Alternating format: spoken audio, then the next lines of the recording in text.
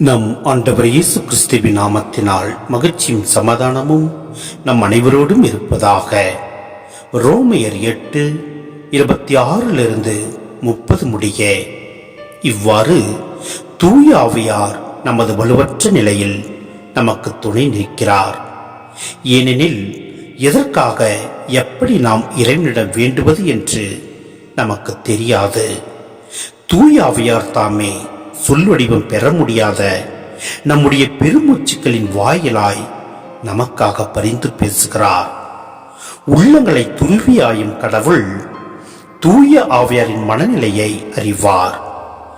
தூய ஆவியாரும் கடவுளுக்கு உகந்த முறையில் இறை மக்களுக்காக பரிந்து பேசுகிறார்.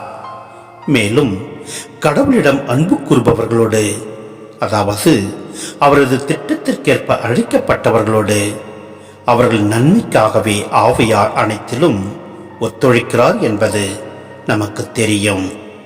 தம்மால் முன்பே தேர்ந்து கொள்ளப்பட்டவர்கள் தம் மகனின் சாயலுக்கேற்றவாறு இருக்க வேண்டும் என கடவுள் முன்குறித்து வைத்தார்.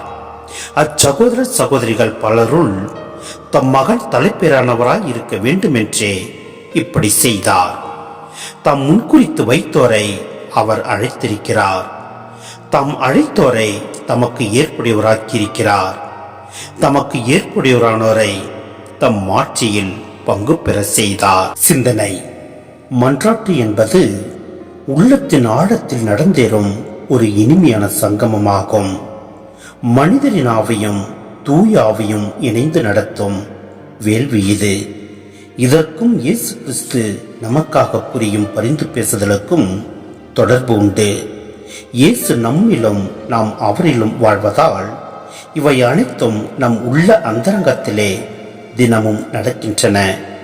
நம் ஆவியும் இயேசுவின் ஆவியும் கொண்டாடும் உறவாடலே உண்மையான மன்றாட்டு. இதையே சொல்வடிவம் பெற முடியாத நம்முடைய பெருமூச்சுகள் என்று பவுல் அளிக்கின்றார். எனவே நாம் ஒவ்வொரு நாளும் தூயாவின் வல்லமையோடு உள்ளத்தின் ஆழத்திலிருந்து மன்றாடுவோம். நம் ஆண்டவரில் விசுவாசம் கொள்வோம். எல்லாம் வல்ல இறைவன் நம்மை நிறைவாய் ஆசீர்வதிப்பார். ஆமேன்.